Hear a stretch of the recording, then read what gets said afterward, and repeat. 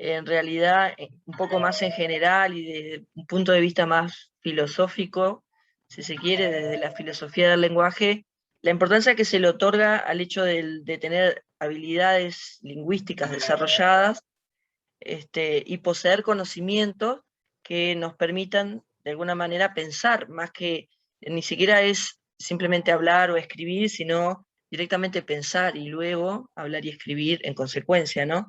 Entonces, un poco en esa línea, yo les habíamos conversado que en realidad el objeto lengua, o el objeto como tal, como objeto de estudio, admite distintas miradas de acuerdo a los conocimientos que se ponen en juego y también a las metodologías que se utilizan, y por lo tanto dentro de la lingüística encontramos varias disciplinas que nos permiten estudiar ese objeto lengua desde diferentes lugares, para comprenderla, para explicarla, pero también vamos a ver, como dice un autor que es referente para mí, que es Ignacio Bosque, para poder inscribir a los usos en el habla de la lengua en el propio sistema lengua, es decir, para poder entender por qué algo que decimos o algo que escribimos es aceptado y cumple la función para lo cual se lleva a cabo, que siempre es la función última de la comunicación,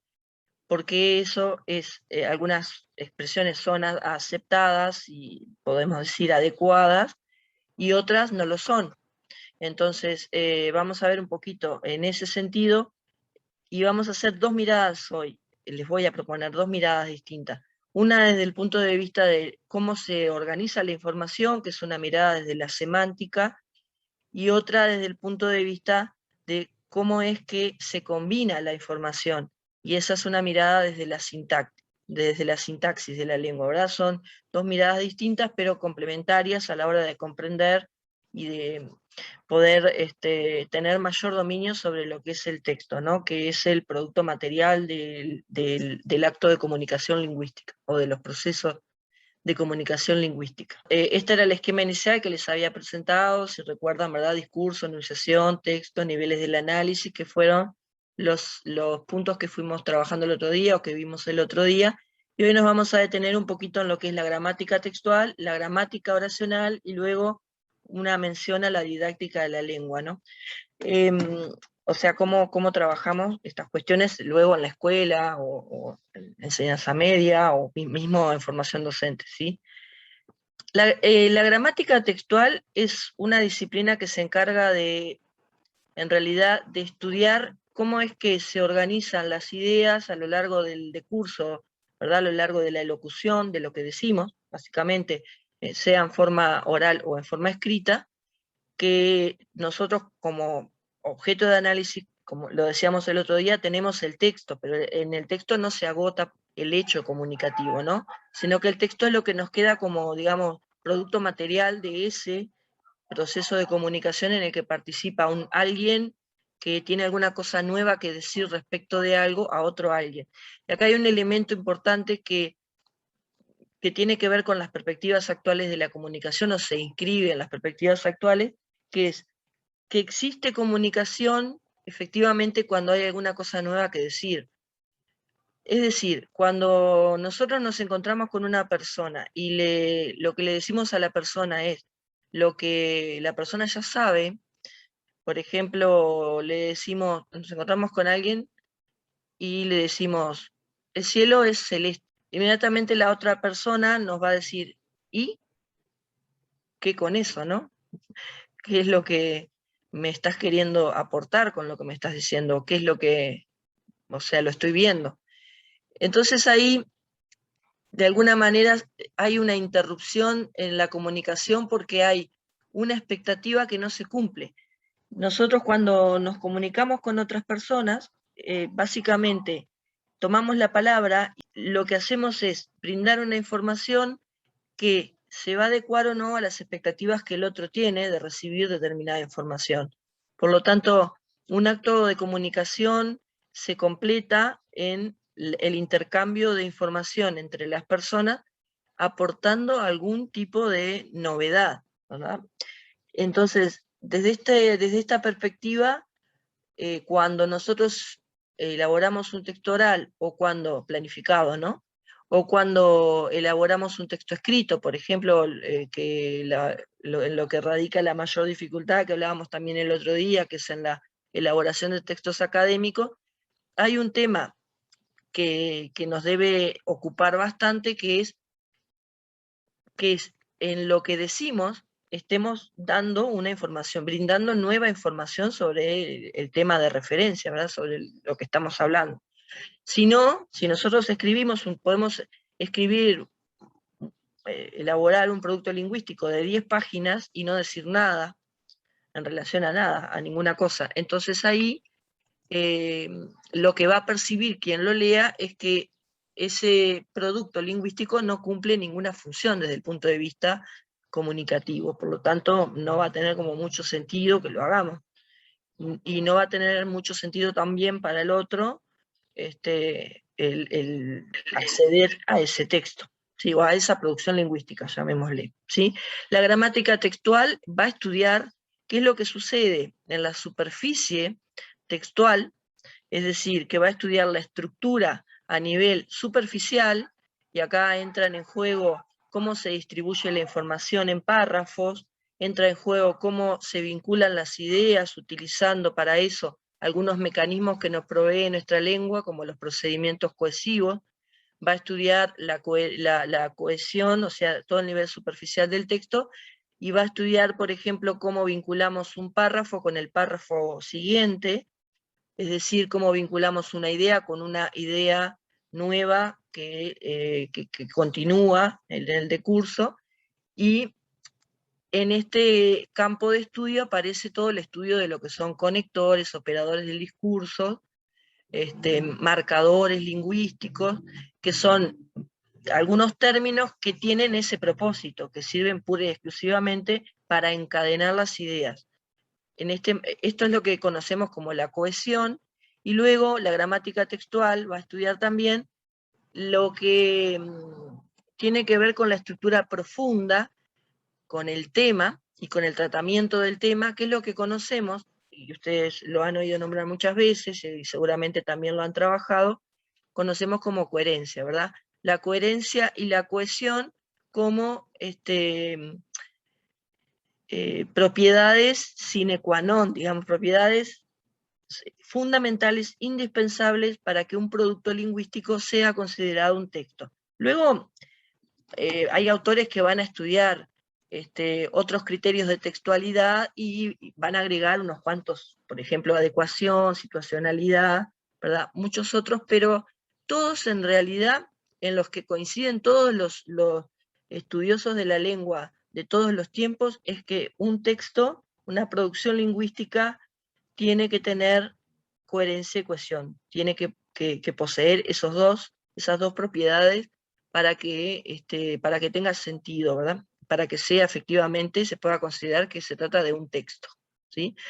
Recordemos que la palabra misma, el propio término texto, proviene de textura, y tiene que ver se concibe como un entretejido de ideas que está presentado de una determinada manera, que aparte esa manera en la que se presenta ese entretejido de ideas, ese entramado de ideas, es la forma en que el otro, el lector, por ejemplo, o el oyente, en el caso de que fuera en formato oral, está esperando recibir esa información. Es decir, que la manera en que nosotros escribimos es la manera en que el otro está esperando recibir determinada información. Por lo tanto, no es que podemos ordenar de cualquier manera y la gente va a entender igual lo que decimos. Por eso es que hay algunas reglas, normas de nuestro sistema lengua que es necesario conocer. Esto es lo que estudia la gramática textual, que es una gramática que, como les dije, tiene como objeto de estudio el texto todo en sí, ¿verdad? El texto completo.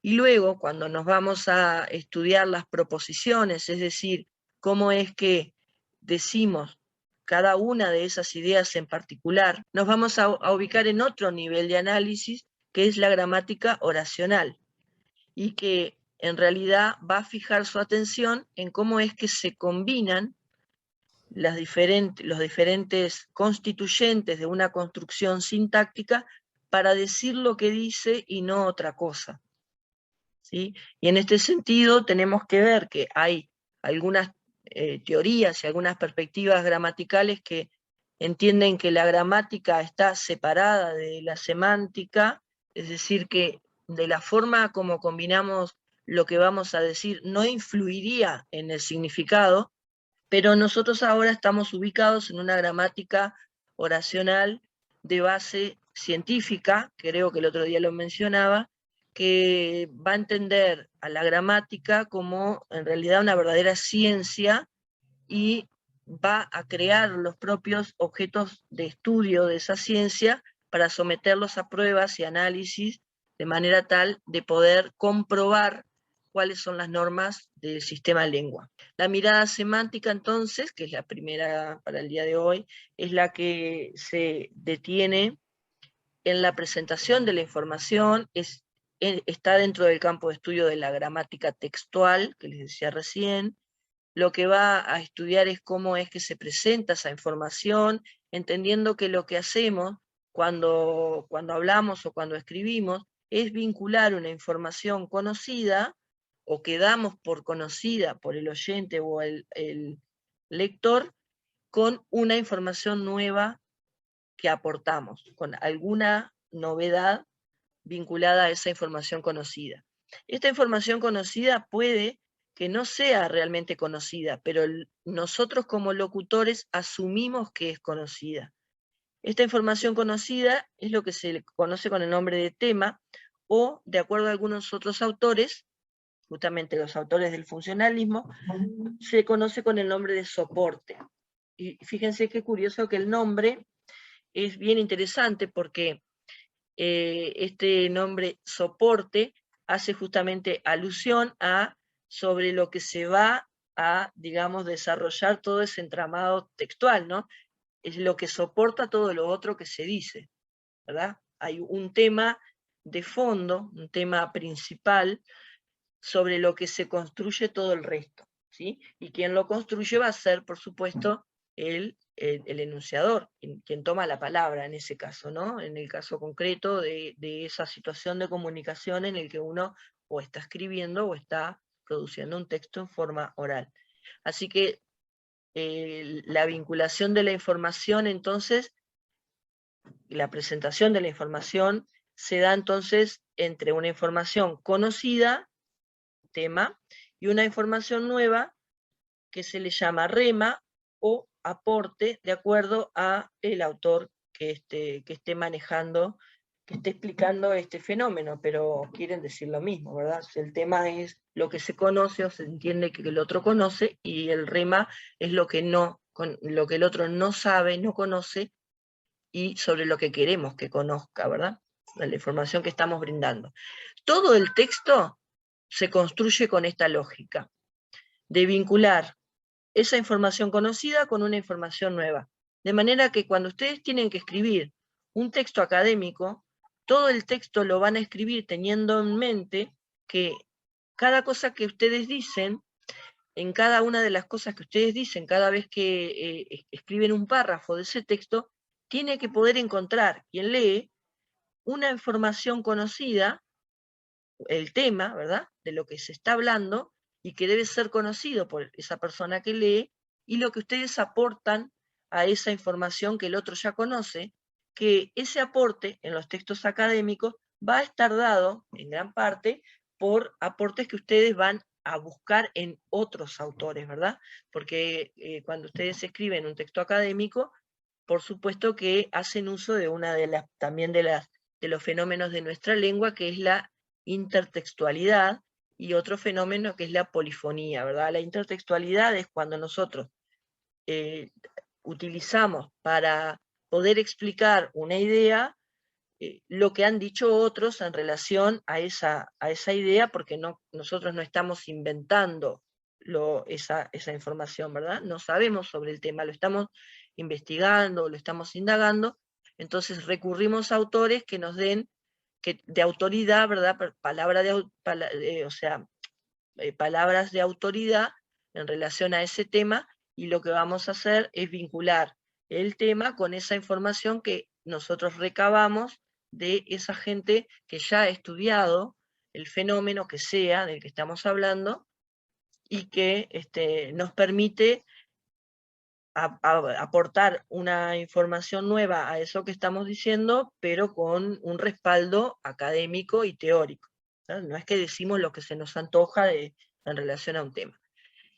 Entonces, ese fenómeno de que hacemos convivir en nuestro texto a otros textos que escribieron otros antes y que son solventes y que están soportados sobre el estudio y el desarrollo teórico, incluso de la investigación de autores, es lo que conocemos como intertextualidad. Y luego la polifonía, cuando citamos y cuando ponemos las voces de otros autores en nuestro propio texto, que es cuando lo que hacemos es referenciar a otras personas, y por ejemplo utilizamos las citas, utilizamos el parafraseo, con esas cuestiones que ustedes eh, van a ir aprendiendo, algunos de ustedes a lo largo de la carrera, los que recién están empezando, y otros ya lo han aprendido, ¿verdad? Porque han tenido que elaborar textos académicos. Así que bueno, desde la gramática textual nos estamos situando en el plano de análisis semántico, lo que estamos viendo, bueno, cómo se relaciona la información, esto que es conocido, con lo nuevo, con lo nuevo que aportamos, tiene que ver con cómo se organiza la información en nuestra cabeza, en nuestra mente. Nosotros, todos los seres humanos, esperamos siempre frente a, como les decía hoy, en una situación de conversación casual, esperamos que cuando alguien nos habla nos diga alguna cosa nueva respecto de lo que sea, ¿verdad? Que eso que sea va a ser el tema, pero que diga alguna cosa nueva. Si no hay novedad, no parece ser que haya ningún proceso de comunicación efectivo. La información se vincula así, información conocida, información nueva, y así se va vinculando a lo largo de todo el decurso del texto. O sea, toda la secuencia del texto se va dando este vínculo entre información conocida e información nueva. Cuando la información nueva ya es aportada al tema, pasa a considerarse como información conocida y constituye un nuevo tema, y entonces a ella se le puede adjuntar, se le puede agregar o aportar otra información nueva, y así sucesivamente en lo que se conoce como progresión temática, que es algo que se va a lograr utilizando a su vez los mecanismos de los que hablaba hace un ratito, que nos permiten vincular, los procedimientos que nos permiten vincular la información, dentro de los que encontramos, por ejemplo, los procedimientos cohesivos. Esto hace a lo que es el contenido, porque después cuando situemos la mirada en el aspecto, en una mirada sintáctica, ¿verdad? Cuando situemos nuestra mirada en la gramática oracional, nos vamos a detener concretamente en la forma, pero vamos a ver que la forma y el contenido están estrechamente vinculados, y que uno sin el otro no tiene razón de ser, porque, a ver, uno puede tener algo muy interesante para decir, pero si no tiene dominio sobre cómo combinar la información desde el punto de vista de la gramática oracional, eso que tiene para decir puede no quedar dicho. Es decir, que el otro puede haber entendido alguna otra cosa, ¿verdad? Y no lo que nosotros pretendíamos que entendiera. De la misma manera podemos tener un gran dominio de la sintaxis y conocernos cómo se organizan las oraciones y demás, pero no tenemos nada nuevo para decir. Estamos frente a la producción, tenemos que producir un texto, pero no tenemos ninguna cosa que decir.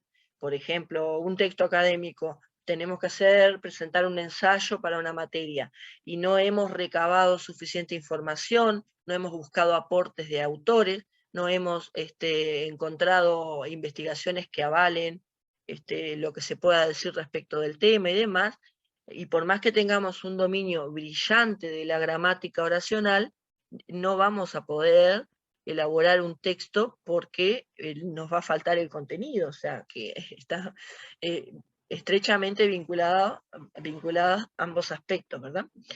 bueno, el texto como objeto de estudio, entonces, si estamos pensando en diferentes miradas de este mismo objeto, hay un autor que se llama Theo van Dijk, que propone una mirada, al menos tres tipos de miradas según desde dónde nos situemos. Una mirada que es de la superestructura, la tipología textual. La superestructura es lo que hace que un texto sea una narración, o sea, un texto argumentativo, o sea, un texto que explica, o un texto que, bueno, que argumenta, por ejemplo, ¿no?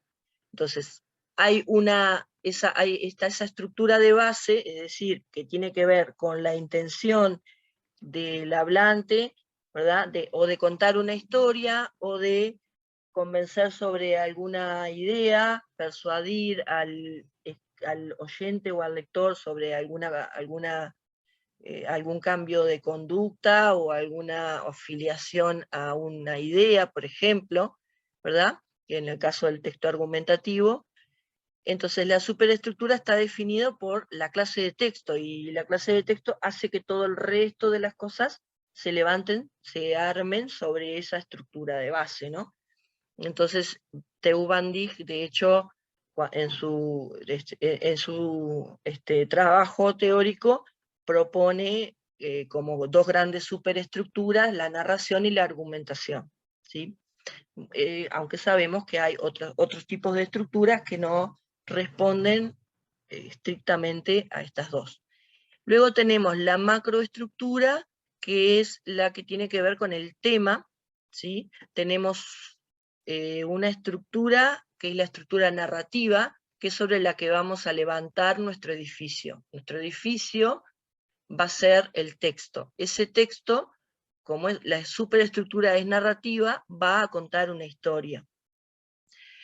Entonces, ahí viene el tema de, bueno, sí, bien, sobre qué es la historia, qué historia, ¿verdad? ¿Cuál es esa historia? Y cuál es esa historia es lo que nos va a llevar a pensar en el tema.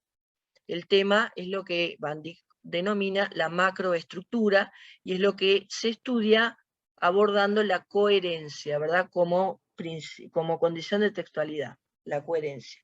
Y la microestructura es lo que tiene que ver con un análisis que, si lo pensamos con esta idea del edificio, si nos reparamos nuestra mirada sobre, por ejemplo, cuántos pisos tiene, cómo se llega de un piso al otro, las ventanas, todas las aberturas, el material con que está hecho el revestimiento, qué sé yo, ¿verdad? Lo que queda más por fuera, que se mira, exige una mirada detenida y mucho más estrecha, mucho más cercana a la propia sustancia, al propio texto, y es lo que se define o se estudia cuando se estudia la cohesión textual.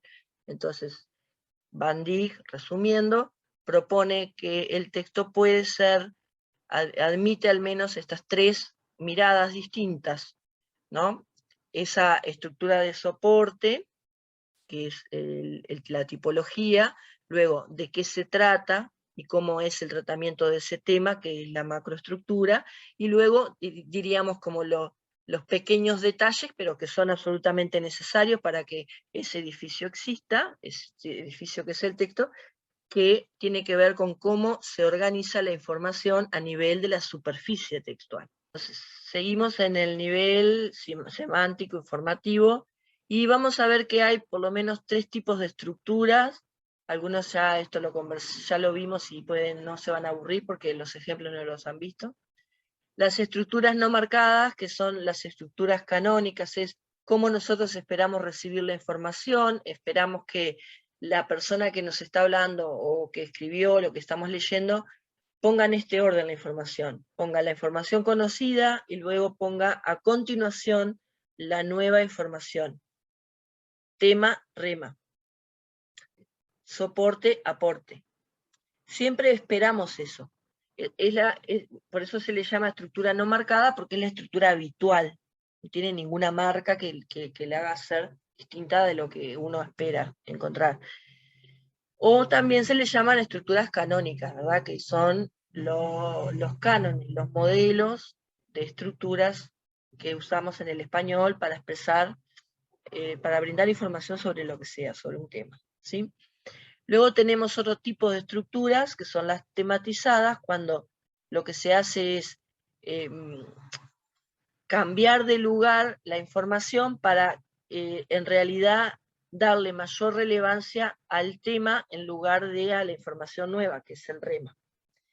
Y las otras estructuras son las estructuras conocidas como de relieve o foco, que lo que hacen es darle mayor relevancia al rema, o a la información nueva. ¿Sí? Vamos a ver los ejemplos. Por ejemplo, si yo digo, María compró la casa de 2 plantas de mi barrio.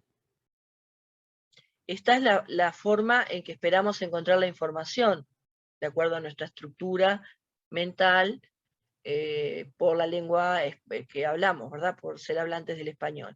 Esperamos encontrar el tema primero, María, es lo conocido, es la información conocida por quien está hablando y por quien está participando como interlocutor, ¿verdad? Ambos conocemos a María, y lo que se dice nuevo sobre María es que compró la casa de 2 plantas de mi barrio. Esta es la estructura canónica, no marcada. Tema, María. Rema, compró la casa de 2 plantas de mi barrio. Yo le cuento a alguien, ¿verdad? Esto, ¿no? Por ejemplo. Puse una estructura bien sencilla que podríamos encontrar en cualquier conversación cotidiana.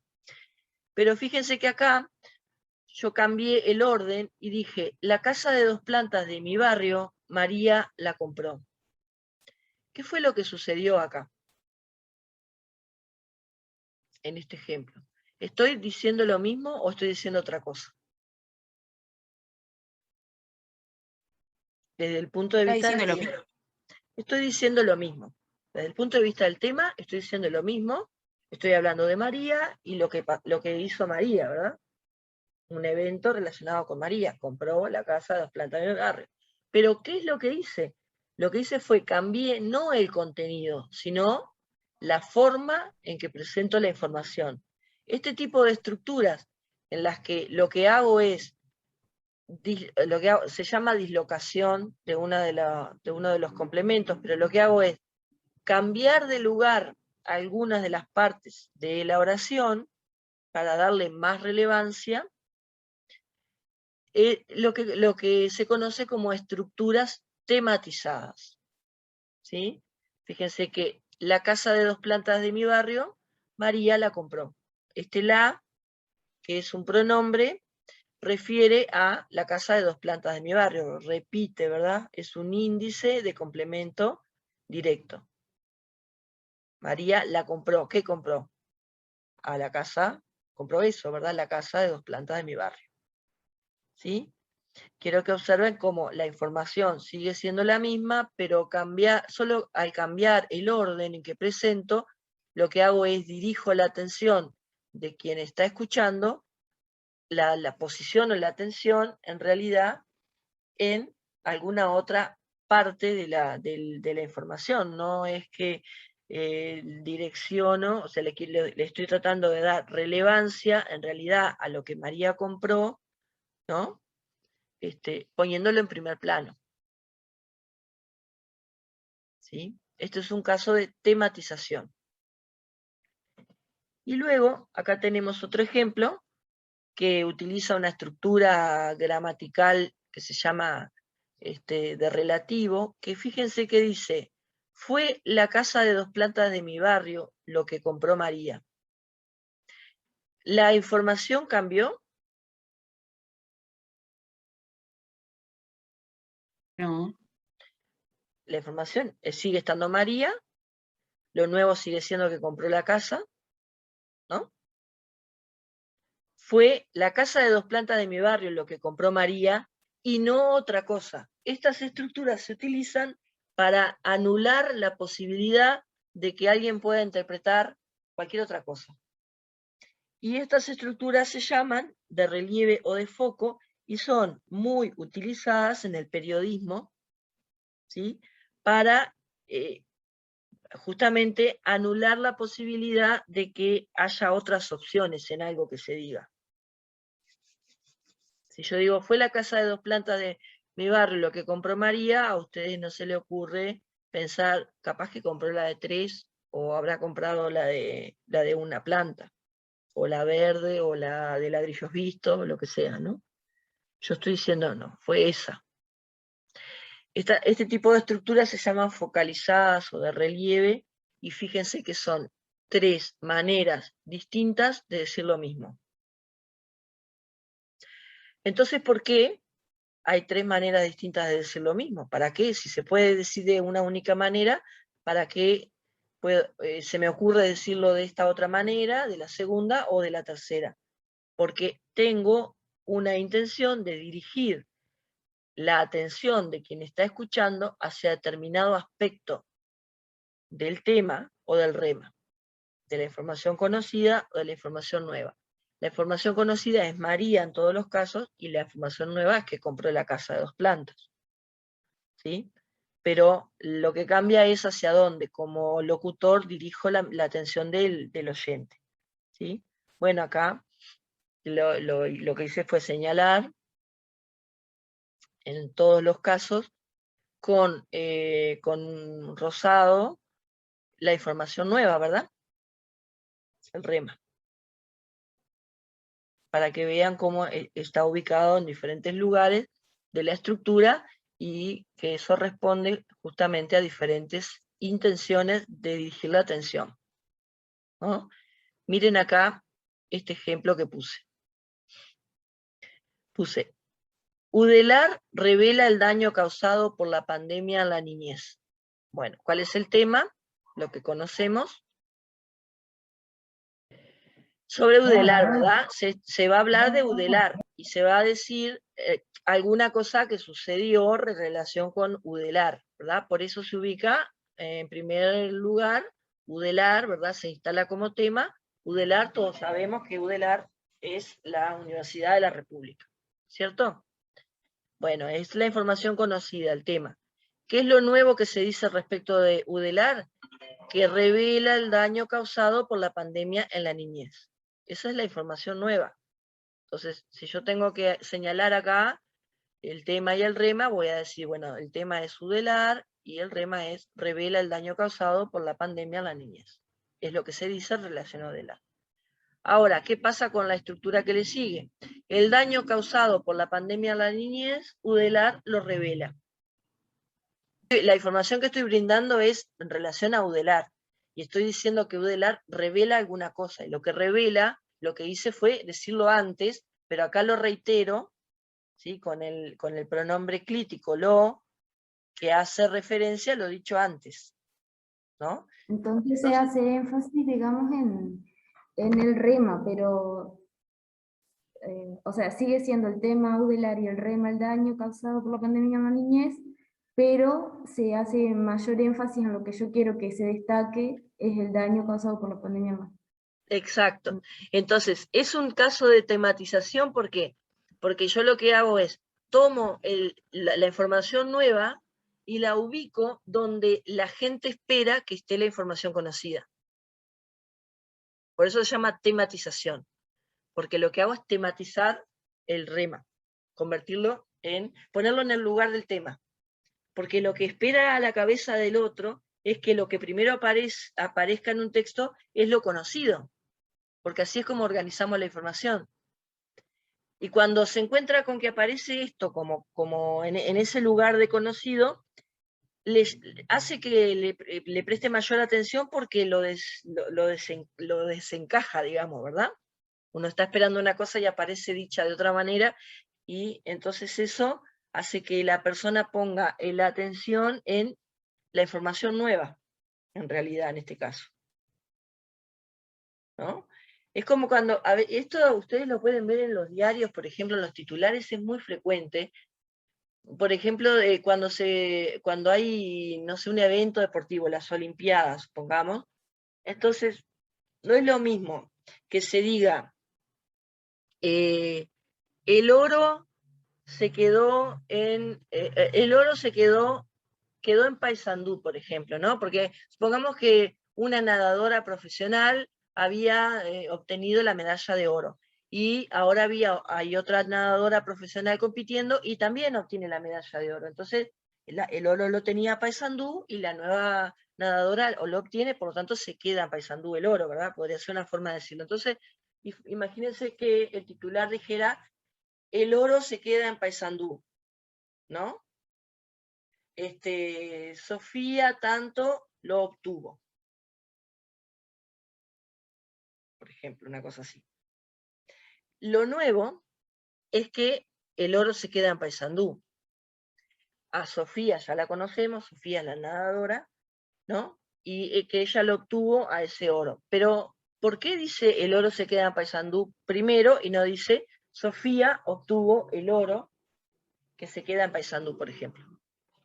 Porque si dijera Sofía obtuvo el oro, Sofía X, apellido cualquiera, obtuvo el oro que se queda en Paysandú, ahí el tema que es Sofía aparece en primer plano como primera información a la que accedemos, y luego lo que se dice respecto de ella. Entonces ahí se respeta el orden tema-rema y la relevancia está puesta en ella. Pero acá, cuando yo cambio y digo el oro se queda en Paysandú, Sofía lo ganó, lo obtuvo, lo que sea, el oro se queda en Paysandú, estoy diciendo que en realidad lo importante no es Sofía que ganó ese premio, ni si hubiera sido Josecito o Juancito, da igual, lo importante, en lo que se está poniendo la mirada del lector en ese diario, es que Paysandú todavía tiene el oro. No sé si se entiende el ejemplo, pero es un poco por ese lado. Sí, se entiende, Y se le quita, digamos, la importancia que en realidad tiene la nadadora, que es quien lo ganó, ¿verdad? Que sea de Paysandú es una circunstancia. Podría ser de Paysandú, podría ser de China, de cualquier lado, pero en realidad la que ganó fue ella, no fue la ciudad. Pero el diario quiere poner el énfasis en que la ciudad es la que obtuvo el oro. Le digo este ejemplo porque lo he visto muchas veces en casos de deportistas, que se pone la información del deportista al final, se tira, ¿verdad? Se disloca la información, se llama dislocación, se disloca el sujeto hacia la derecha y se pone la información de lo que obtuvo, lo que es el premio, lo que sea, al principio, porque en realidad se le da más importancia a lo que obtuvo, al premio en sí mismo, que a la persona, que al individuo. Esto es bastante frecuente. Ya fíjense después en los diarios y van a ver que lo van a encontrar. ¿Sí? Después, otro ejemplo, que es el caso de la focalización o las estructuras de relieve, o foco, son estos dos ejemplos. Es el daño causado por la pandemia en la niñez, lo que Udela revela, o esta otra forma, que es lo que revela Udela es el daño causado en la niñez por la pandemia. Ambas estructuras son de relieve o de foco, y ambas lo que hacen es ubicar en primer plano, o como dato más importante, la información nueva, ¿sí? Después del verbo ser, del verbo copulativo, y no dejar opción a otra cosa, como les decía, ¿verdad? Es el daño causado por la pandemia en la niñez lo que Udela revela, no otra cosa, no revela otra cosa, es esa la que revela. Las funciones de estas estructuras, que se llaman, como les digo, de relieve, es que dirigir la atención de quien escucha o de quien lee hacia esa nueva información, obturando la posibilidad de que se pueda interpretar cualquier otra cosa. Es eso y no otra cosa. En las 4 estructuras oracionales podemos decir que desde el punto de vista de la información no hay ningún cambio, porque en las 4 la información conocida es Udela, y la información nueva o rema es que revela el daño causado por la pandemia en la niñez. En los 4 casos. Pero hay 4 formas diferentes de decir lo mismo para lograr diferentes efectos. ¿Por qué digo esto? Porque cuando ustedes escriben, ¿no? Por ejemplo, están escribiendo un texto sobre la educación de adultos, ¿no? Y ustedes ponen, la educación de adultos se lleva a cabo desde hace mucho tiempo en nuestro país. Ahí están poniendo la educación de adultos tema, se lleva a cabo en nuestro país durante tantos años, rema. Pero si ustedes, por ejemplo, quieren darle determinada entidad a la cantidad de años que hace que se lleva a cabo en nuestro país, pueden cambiar la estructura digamos, como estrategia y decir, hace tantos años en nuestro país se lleva a cabo la educación de adultos, por ejemplo, ¿no? O es hace tantos años que se lleva a cabo la educación de adultos en nuestro país, ¿sí? Pueden jugar con este tipo de estructuras para dirigir y poner mayor atención, dirigir la mirada y poner mayor atención del lector en algo que quieren decir para darle más relevancia, más importancia. La mirada sintáctica es lo que tiene que ver con la forma o la combinación de la información que es a nivel de la oración. La oración es la mayor unidad de análisis y la mínima es las palabras. Una unidad media son los sintagmas, ¿sí? Nivel sintáctico, bueno, los principios generales de la gramática oracional es que en nuestra gramática hay 3 principios principios fundantes, digamos, que es el principio de regencia, que quiere decir que hay siempre un término que es el rey, por eso puse una corona acá, y rige sobre los otros, es decir, manda sobre los otros, ¿no? Esto hace que exista un sistema de dependencias en la oración y todos los componentes, los constituyentes de cualquier construcción sintáctica generan unas dependencias con el núcleo, que es la palabra que selecciona todo el resto de los participantes de acuerdo a su naturaleza léxica, es decir, de acuerdo a su significado. Este es el principio de regencia. Digamos que hay un rey y hay quienes trabajan para el rey. Sería como que hay un determinado director de orquesta y quienes interpretan los instrumentos. O hay un director y los actores que llevan a cabo la obra de teatro. En general, en nuestra lengua española, las estructuras que formamos tienen como regente un verbo conjugado, en general, ¿sí? Digo en general porque hay casos en los que no aparece verbo conjugado y aún así hay oración, pero en general aparecen las estructuras oracionales regidas por algún verbo conjugado, que lo que hace es seleccionar unos argumentos que son exigidos por su significado, por su naturaleza léxica, y seleccionar algunos modificadores, otros términos o palabras para dar algunos datos que tengan que ver con las circunstancias en que sucede lo que sea que se está diciendo, ¿no? Ese evento que se está diciendo o ese proceso, ¿sí? Entonces, fíjense que acá yo puse un ejemplo. La maestra de quinto considera pasar a todos los estudiantes de grado, ¿sí? Esto es una oración, ¿verdad? Una construcción sintáctica.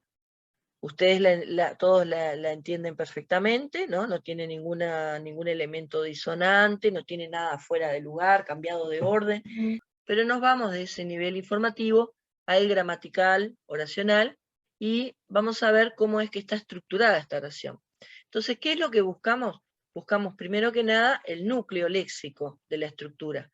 El núcleo léxico es esa palabra que es el rey, y que en general les decía es un verbo conjugado. Entonces lo primero que nos fijamos es si hay un verbo conjugado en esa estructura.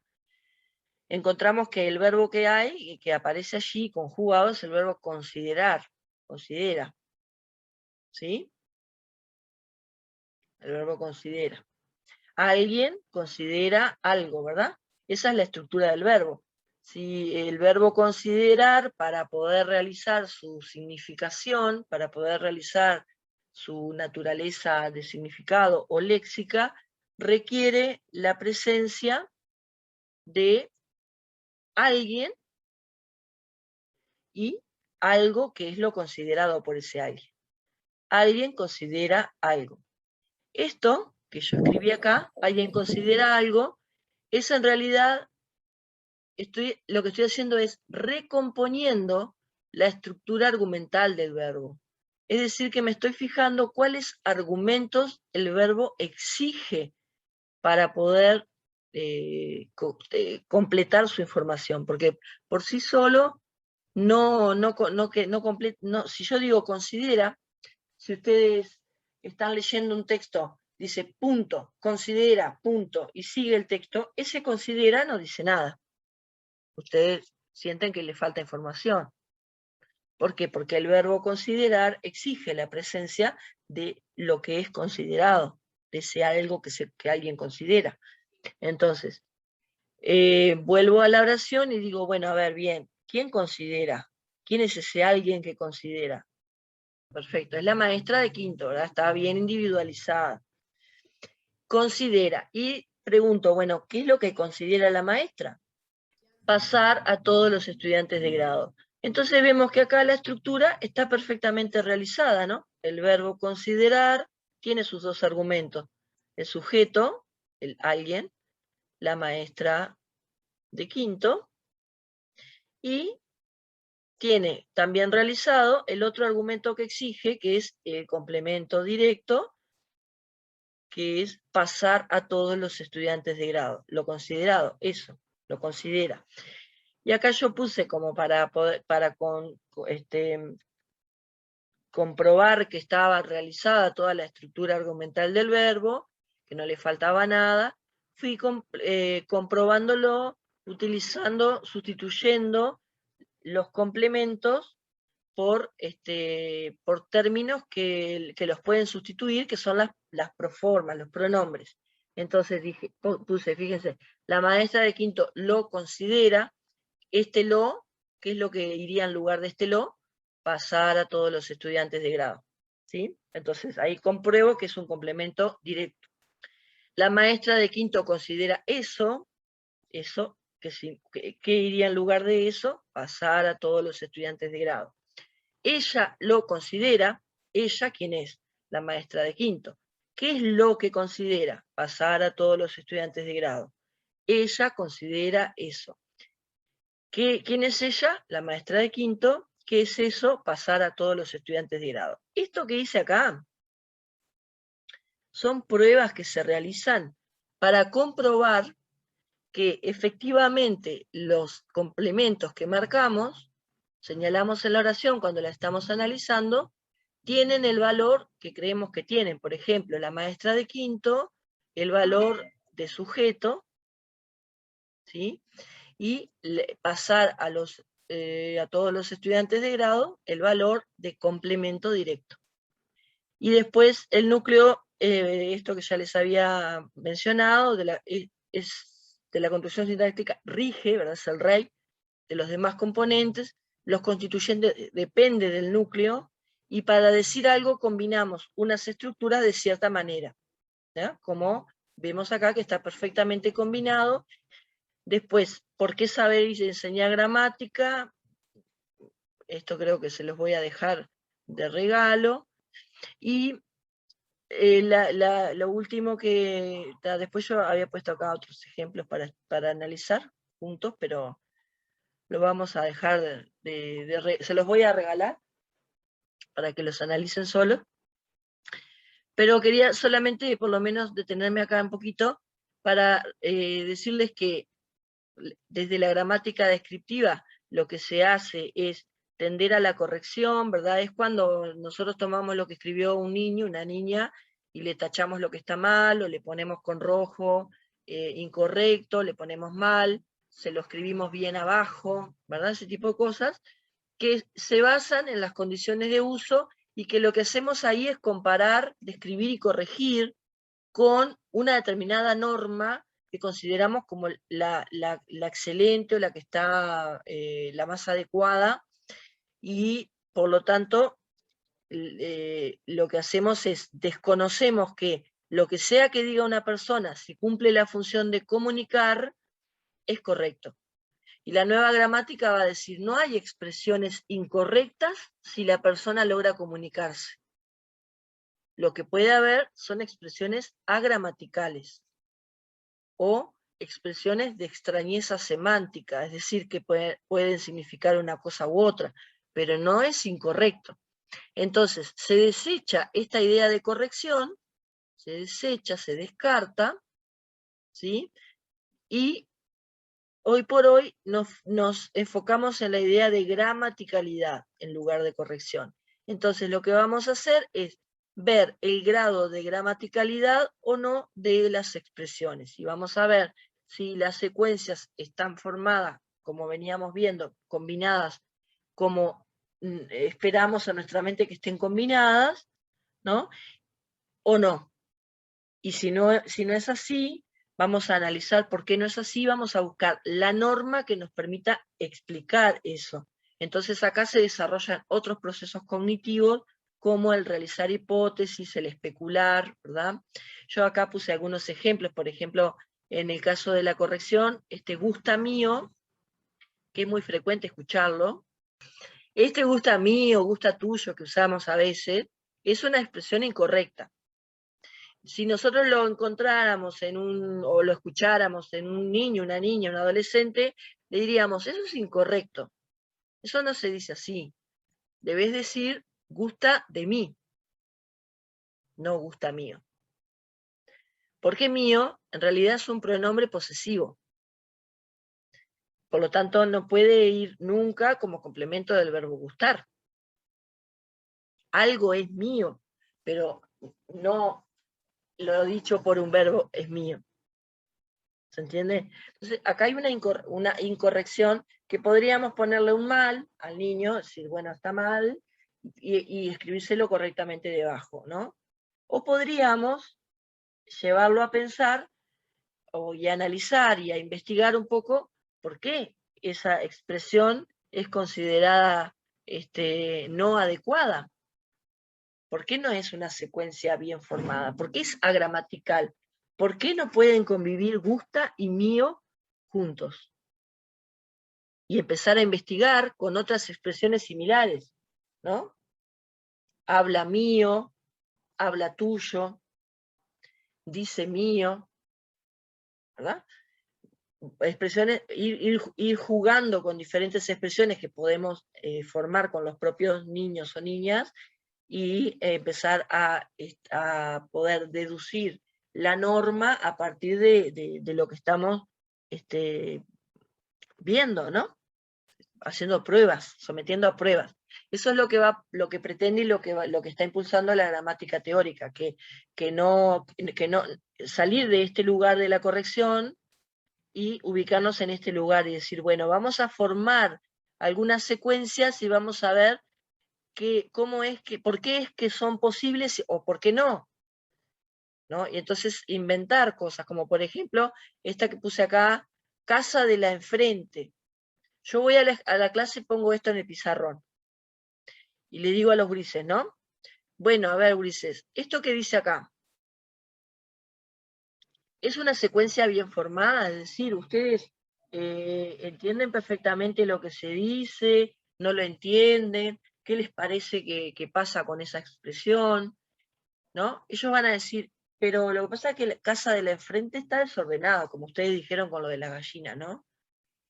Y entonces, ¿por qué está desordenado? Y vamos a probar por qué, si la información está toda, ¿por qué no puede digamos, sobrevivir esa expresión en nuestra lengua? ¿Qué pasa? Y ahí vamos a buscar las explicaciones que nos permitan darnos cuenta que la casa de enfrente es una estructura nominal y que por lo tanto la estructura que exige es un determinante, el sustantivo y luego la expresión que modifica el sustantivo. Entonces lo que pasa ahí es que el determinante siempre tiene que ir delante del nombre y allí no está delante del nombre, está delante de enfrente, ¿verdad? La.